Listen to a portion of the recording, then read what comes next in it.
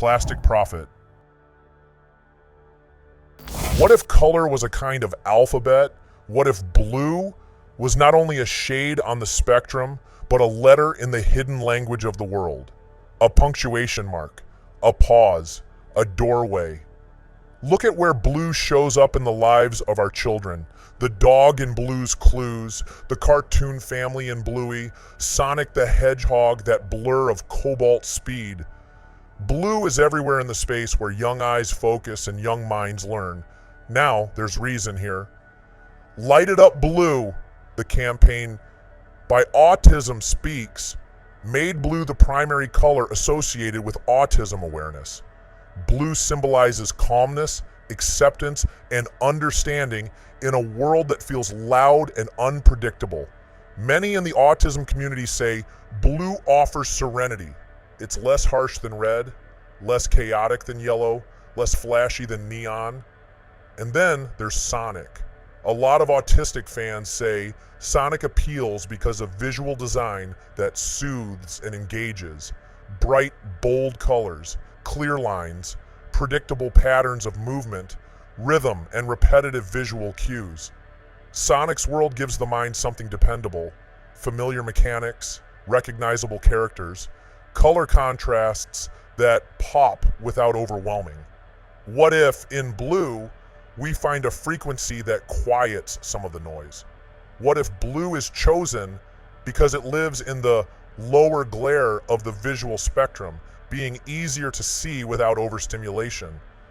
What if cartoons use blue characters, Bluey, Blue's Clues, Sonic, because they help stabilize attention in a brain that often gets flooded? What if, for autistic children, blue becomes a refuge, the color that doesn't fight for attention, but holds it softly?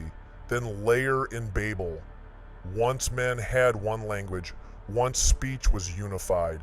The Tower of Babel story tells us speech was confounded, languages scattered, noise multiplied, meaning lost in translation.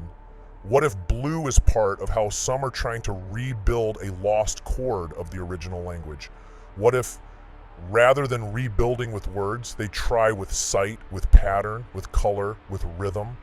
What if autism isn't just a divergence, but part of the experiment, an unintended outcome of attempts to decode the tower, to reverse Babel?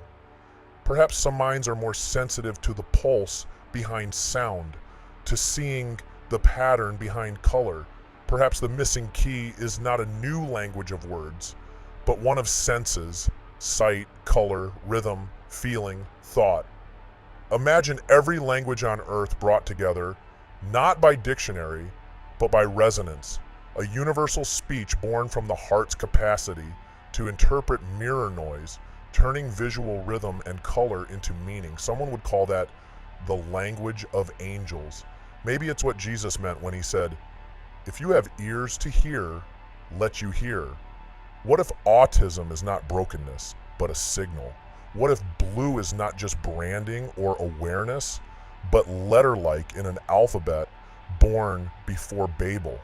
What if every formula for communication includes blue, includes rhythm, includes mind and heart?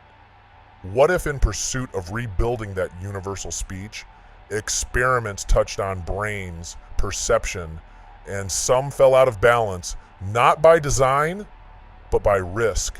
So listen, the color blue, the cartoons, the speed, the patterns, they all may be windows through which some hear the original song. Not all windows are equal, not all ears are ready, but the sound is still there, the light still coming. He who has ears to hear, hear.